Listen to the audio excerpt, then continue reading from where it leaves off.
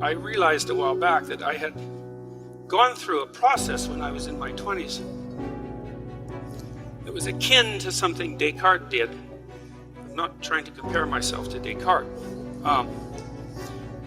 but he was trying to look for something that he couldn't doubt, and the consequence of his search was, I think, therefore I am, which I don't think is exactly a good translation of what Descartes meant. I think he meant something more like, I can't dispute the reality of my own consciousness, something like that.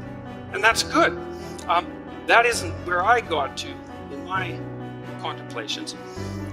I was looking for something that I regarded as incontrovertible. And I was fortunate at that time because I was reading Alexander Solzhenitsyn, and Solzhenitsyn wrote the Gulag Archipelago, among many other things. And the Gulag Archipelago is a description of the absolute catastrophes of the Soviet state and the entanglement of the individual psyches of the Soviet citizens in that catastrophe, and descent into deceit and cruelty, deceit, resentment, and cruelty. And Solzhenitsyn said in the Gulag Archipelago that he thought the Nuremberg trials were the most important event of the 20th century. And the reason he said that was because the Nuremberg judgment, for better or worse, was that there were some acts that were so viciously brutal that there was no excuse whatsoever for engaging in them, no matter who you were or what your culture was or what your rationale was. And so for Solzhenitsyn, the Nuremberg trials established what you might describe as the transcendent reality of evil. And that's an unbelievably useful thing. It's akin to this idea of suffering, in my estimation, because, well, it's the child in Auschwitz problem. It's that you need an answer to the problem posed by the suffering of innocence as a consequence of malevolence. You say that's evil, the conscious exaggeration of unnecessary suffering. That gives you a vantage point. That's wrong. Whatever it is, that's wrong. Well, then you have a place to stand. You can say, oh, okay, now I know that there's something that's wrong, in a non-trivial way, in a way that can't be just dispensed with rational objections that emerge as a consequence of contemplation of the boundedness of life. Those answers aren't serious enough to address the issue. Well, so I thought, okay, well, I found something that I can grip onto or stand on without dispute. There are acts that are unquestionably evil. And that means that there are acts that are unquestionably good. Now, it doesn't mean that we know what they are, right? Because just because you know one pole of something doesn't necessarily mean you know the other. I could say that whatever leads us as far away as we can possibly get from Auschwitz, that's good. I've been trying to puzzle out what that might be for 25 years. To outline it in a practical manner, I suppose, and in an abstract manner. To understand if there's a root, a mode of being, let's say, that takes us away from undue suffering, but more than that, takes us away from undue suffering multiplied by malevolence. It's a fundamental existential problem of life. We all suffer. That's the meaning of life. We all suffer. The suffering is exacerbated by the malevolence in our hearts and the malevolence in the hearts of all of us. And the paramount issue that faces us is what to do about that. And the answer is, I think, live a life that manifests itself as meaningful. Because it seems to me that the meaning isn't a rational phenomenon. It's not something that you create. This is where Nietzsche, I think, got it wrong. He believed that as a consequence of the death of God, we would have to create our own values. We would have to become gods ourselves, so to speak. But I don't think that Nietzsche was right, because I don't think that we can create our own values. I think that we have to discover them.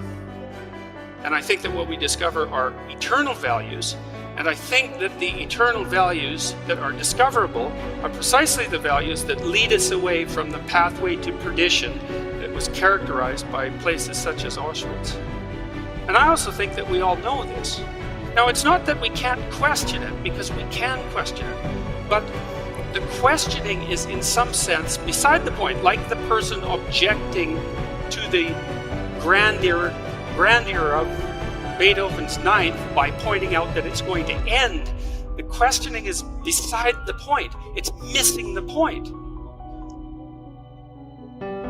I've studied a variety of great psychologists, Jean Piaget and Carl Jung and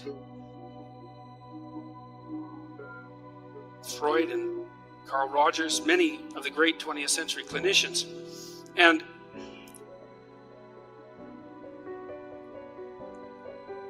my sense is that, along with the biologists and the evolutionary psychologists, that we're starting to map out the pathway that might be the opposite of the catastrophic mode of being that leads us into pits of hell like Auschwitz.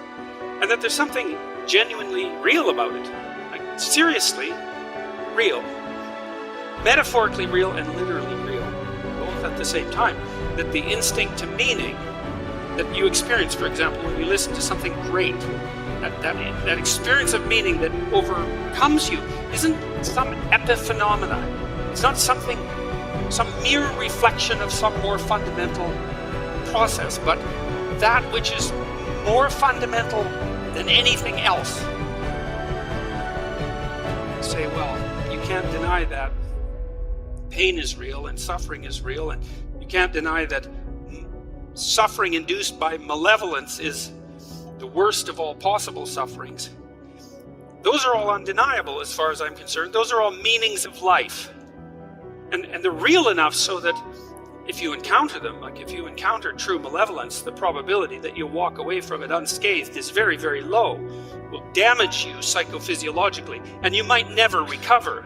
And that's real enough for me. Well, is the path away from that real? Is the path that transcends that real? Maybe it's more real. That's what I've come to believe, as pessimistic as I am about the nature of humanity, myself included. As real as I believe suffering and evil to be, it appears to me that the mode of being that leads you away from that enables you to bear the suffering with nobility and to be useful to others who are in pain, and to constrain the malevolence in your own heart and around you, that mode of being is more powerful than that which it is set against. And not only that, I think that we experience this. I think we experience it. We just don't notice. Maybe because we're too busy thinking. Because noticing and thinking aren't the same thing.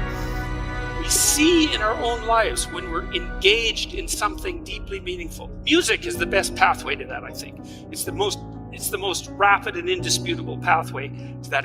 Virtually everyone loves music, and music speaks of meaning. It does it directly. It shows you what life would be like if it was ordered and harmonious, and you were dancing along with it properly. It gives you an intimation of psychological integrity. But you watch your lives, day to day, week to week, month to month, you'll notice that there are times when you're so deeply engaged in what you're doing, when what you're doing is so meaningful, in the kind of meaning that announces itself, not the kind that you're creating, that life is so meaningful, you think, this is worth the suffering. You think, well, that's meaning, right? Meaning is what makes the suffering worthwhile.